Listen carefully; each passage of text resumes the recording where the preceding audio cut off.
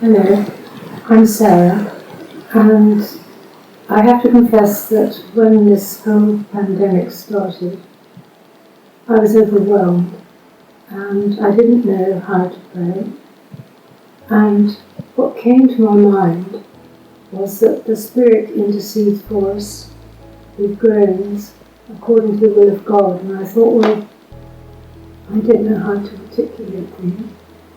So that's exactly what I did.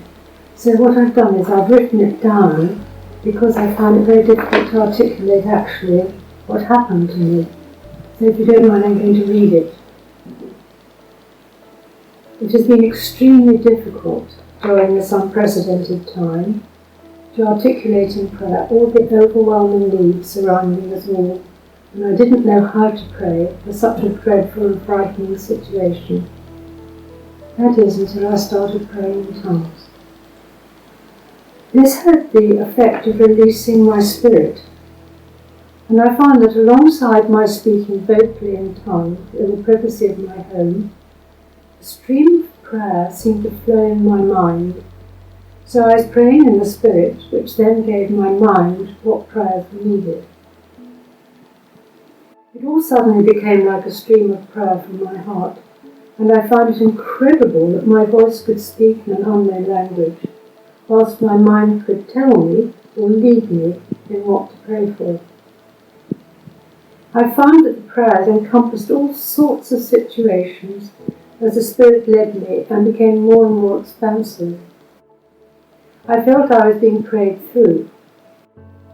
The whole isolation time has been so rich and my prayer life so important that I have appreciated these strange weeks beyond anything.